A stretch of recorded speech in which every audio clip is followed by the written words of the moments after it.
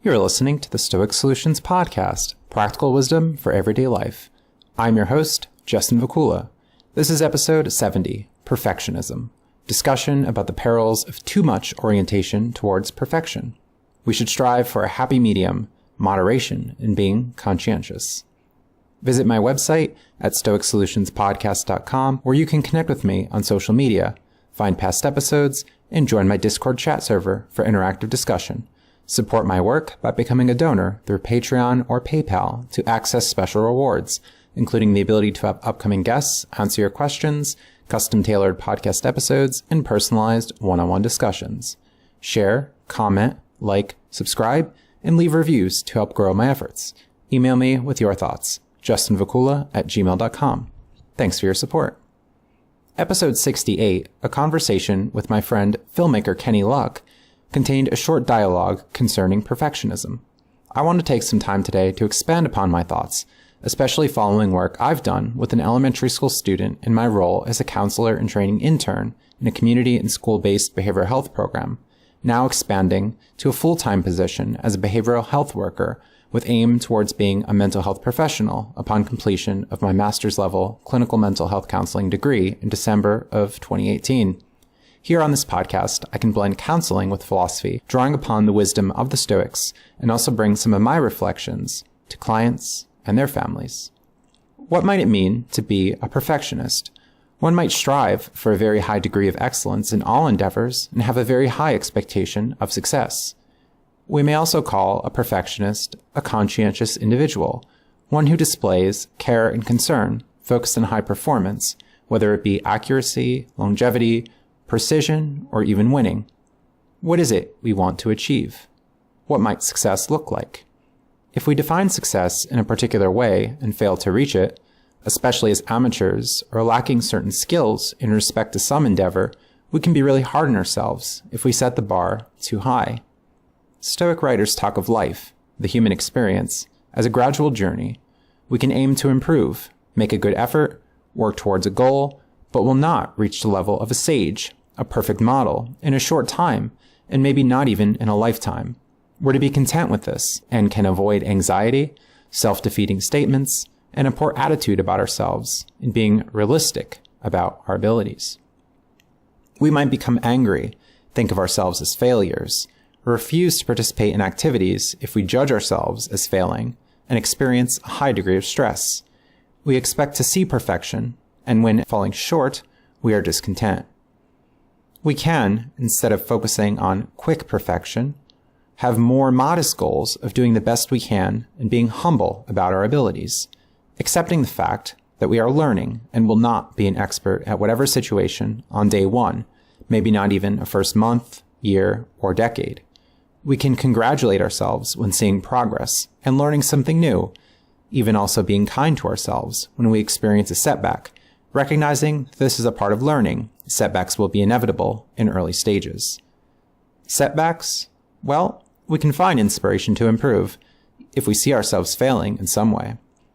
We can continue recognizing that we are still learning, finding a worthwhile pursuit. What good, anyway, would a worthwhile goal be if it were really easy, and how blind, how ignorant we would be if we designated ourselves to be experts when we didn't have a high degree of skill in a certain area. Evaluating our strengths, identifying problem areas, and creating a plan for learning can really help in a process. We can set our expectations low, at least initially, use our resources to find more information from experts in this wonderful era of easy-to-obtain information, and grow. We can shun perfectionism and embrace learning, recognize improvement, and focus on a process rather than being so eager to have exceptional results. Sometimes, too, focusing on results can be a poor approach when outcomes are outside of our control. The Stoics often remind us to focus on what's inside of our control, to avoid beating ourselves up, lamenting states of affairs we lack power over.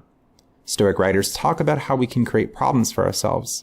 If our impressions, our thoughts about reality, are not aligned with reality, we form inaccurate judgments or beliefs about the world and ourselves, and due to our thought processes, we can suffer when others, with more accurate impressions or judgments, can be content. Here, we see a great parallel between ancient Stoicism and modern cognitive behavioral therapy and rational emotive behavioral therapy, In fact, as I've mentioned in the past, founders of both modern psychological approaches credit Stoicism as being influential. Stoic writers also urge us to question that which we find valuable. We can ask ourselves, why is it important to be perfect in whatever we are doing? Why might it matter so much that, for instance, we struggled with a math problem or lost a game? Is this something really worth getting angry or anxious about? How might anger or anxiety help? We can, away from something which we might link with stress, in a calmer state of mind, reflect on the importance we place on performance or result. Is the result of something, perhaps trivial in the grand scheme of things, really something to get worked up about? How can we transform a possible stressful moment in the future into an opportunity for growth? How can we, as Marcus Aurelius mentions, view an obstacle as a way? Here are some more Stoic solutions. We can draw upon our resources to ask for help, whether it be from peers, teachers, counselors, family members, or others, if we happen to struggle. With help from trusted individuals, we can work towards being more calm in the presence of adversity, even if only for a little while. It's also worth noting that there are many limits upon us. Our resources, time, and abilities are not infinite. Competing obligations or wants can hinder progress as we prioritize one area of focus over others. We can, though, evaluate how our time is being spent and aim to use it well, as Stoics advise, especially given, as Seneca calls it, the shortness of life. The Stoics draw attention to how fast life can pass and how we shouldn't make a waste of it.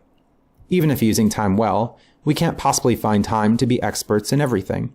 We must settle at some point to, for instance, never pick up a hurdy-gurdy, like the wonderful musician Anna Murphy of the band Cellar Darling, who appeared in episode 63. There has to be some concession, and in fact, we've made several already, even if we haven't thought about it. Surely we don't lament never having traveled to a faraway country and advanced to a level of language fluency in a local dialect. We haven't given that endeavor importance. We can't be masters of everything, and that's okay. All will fall short of perfection in many, many ways. Such is the fate of every human. Epictetus wrote about his struggles with anger. Even as an esteemed teacher, he was not perfect. He congratulated himself when noticing he was less angry. And so can you appreciate the small moments of progress and have, as I like to say, an attitude of gratitude. We simply cannot be experts in everything, but we can follow nature or live according to nature, as the Stoics say, being more charitable with ourselves, understanding that human function is limited. It takes time to rise to a level of high mastery, and even then, there's improvement to be had in so many cases. Some might really, really struggle in certain areas while excelling in others. Some will never even be experts or masters. Skills in one area may transfer to another, but surely the expert musician won't always be able to pick up a new instrument and play well. Shun a desire for perfection and embrace progress. Don't be too lax, of course, but aim for performing to the best of your ability and getting better in that which is worth your effort. Take upon challenges and be better for the effort. Thanks for your time today, and stay tuned for more content. Visit my website at stoicsolutionspodcast.com, where you can connect with me on social media, find past episodes, and join my Discord chat server for interactive discussion. Support my work by becoming a donor through Patreon or PayPal to access special rewards, including the ability to have upcoming guests answer your questions, custom-tailored podcast episodes, and personalized one-on-one discussions. Share, comment, like, subscribe, and leave reviews to help grow my efforts. Email me with your thoughts, justinvacula@gmail.com. Thanks for your support. Podcast music, used with permission, is brought to you by Phil Giordano's symphonic metal group Fairyland from their album Score to a New Beginning. Thanks to generous patrons and fans of this podcast who help support my work. Have a great day.